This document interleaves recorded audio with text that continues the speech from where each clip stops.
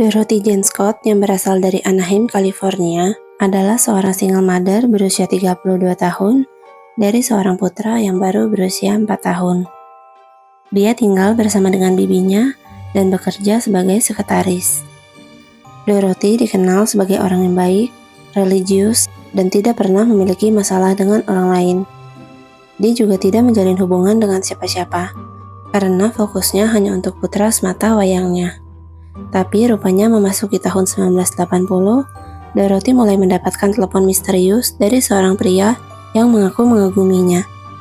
Pria itu bahkan mengatakan kalau dia ingin Dorothy, seperti ingin memiliki Dorothy untuk dirinya sendiri.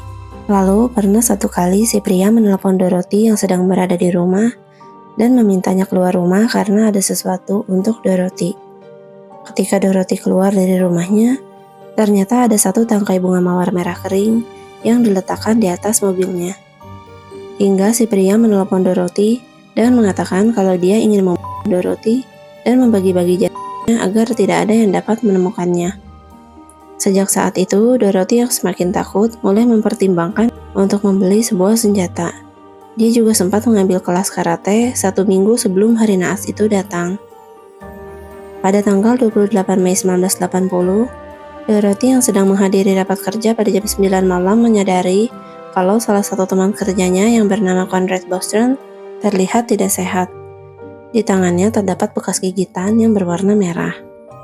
Dorothy memutuskan untuk membawa Conrad ke rumah sakit agar mendapatkan perawatan. Mereka berdua ditemani oleh teman kerja mereka yang bernama Pam Head. Di tengah perjalanan menuju rumah sakit, Dorothy mampir sebentar ke rumah orang tuanya untuk mengecek putranya yang selalu dititipkan di sana saat dia pergi bekerja. Dorothy juga sempat mengganti scarf-nya yang tadinya berwarna hitam menjadi berwarna merah. Lalu mereka bertiga segera pergi ke rumah sakit dan Conrad mendapat perawatan di IGD. Rupanya Conrad telah digigit oleh laba-laba berjenis Black Widow yang beracun. Dorothy dan Pam menunggu Conrad di ruang tunggu.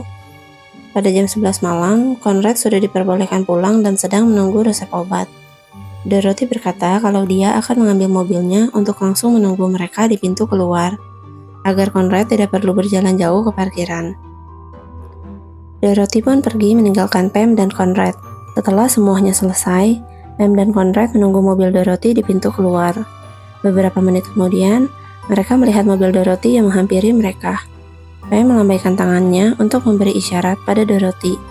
Tapi ketika mobilnya sudah dekat, tiba-tiba mobil itu mengebut melewati mereka dan keluar dari parkiran rumah sakit sampai tidak terlihat lagi, meninggalkan Pam dan Conrad yang kebingungan. Keduanya tidak dapat melihat siapa yang berada di belakang setir, sebab cahaya lampu mobilnya membuat mata mereka silau. Pada saat itu, Pam masih berpikir positif dengan menduga kalau mungkin ada keperluan mendesak mengenai putra Dorothy. Mereka masih menunggu Dorothy sampai beberapa jam kemudian. Karena merasa janggal, akhirnya Pam melaporkan Dorothy yang menghilang pada polisi. Tak lama berselang, pada keesokan harinya, tepatnya jam 4.30 pagi, mobil Toyota station wagon milik Dorothy ditemukan terbakar di sebuah gang yang berjarak kurang lebih 16 km dari rumah sakit. Tapi Dorothy tak kunjung ditemukan. 1 minggu setelah Dorothy menghilang, orang tuanya mulai mendapat telepon misterius dari si pria yang mengatakan kalau dia sudah mendapatkan Dorothy. Terkadang pria itu juga mengatakan kalau dia sudah punya. Pria itu selalu menelepon ketika ibu Dorothy sedang sendirian di rumah, dan setiap teleponnya selalu singkat. Hingga akhirnya pada bulan April 1984, telepon terornya berhenti. Sebab ketika itu ayah Dorothy yang kebetulan menjawab teleponnya. Si pria segera mematikan teleponnya dan tak pernah menelepon lagi. Sekitar 2 minggu setelah Dorothy menghilang, seorang editor surat kabar Orange County Register yang memberitakan tentang kasus menghilangnya Dorothy mendapat telepon misterius dari seorang pria yang mengatakan kalau dia telah membunuh Dorothy. Alasannya, karena Dorothy telah berselingkuh dengan pria lain dan tidak mau mengakuinya. Si pria bahkan mengetahui tentang Conrad Bostrom yang ketika itu menderita gigitan laba-laba, dan Dorothy sempat mampir ke rumah orang tuanya, lalu mengganti scarf-nya yang berwarna hitam menjadi berwarna merah.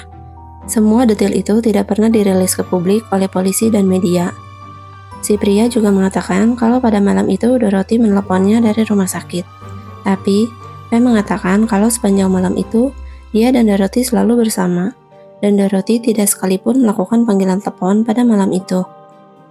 Walaupun begitu, polisi yakin kalau pria itu memang merupakan penculik Dorothy, dan besar kemungkinan kalau Dorothy sekarang sudah tidak bernyawa, seperti kata-kata pria itu di telepon. Tanggal 6 Agustus 1984, dua orang pekerja konstruksi menemukan sisa tulang manusia dan tulang anjing yang posisinya berdekatan di Bukit Anaheim, yang jaraknya sekitar 10 meter dari jalan. Sebagian dari tulang-tulang itu dalam kondisi sudah hangus, sebab pada 2 tahun yang lalu sempat terjadi kebakaran di area itu. Cincin dan jam tangan yang ditemukan di sana merupakan milik Dorothy. Hasil dari rekam gigi mengkonfirmasi kalau tulang tersebut merupakan milik Dorothy yang sudah 4 tahun menghilang. Jam tangannya berhenti pada jam 12.30 tanggal 29 Mei. Itu berarti 1,5 jam setelah Dorothy menghilang. Segera setelah tulang-tulang Dorothy ditemukan, telepon misterius kembali meneror orang tua Dorothy. Polisi memasang alat perekam untuk melacak asal telepon. Tapi karena setiap teleponnya selalu singkat, maka semua teleponnya tidak berhasil dilacak. Pada akhirnya, tidak ada penyelesaian dalam kasus Dorothy. Sampai ayahnya meninggal pada tahun 1994 dan ibunya meninggal pada tahun 2002. Subscribe akun YouTube aku untuk dengerin cerita lainnya. Biar aku yang bacain dan kamu yang dengerin.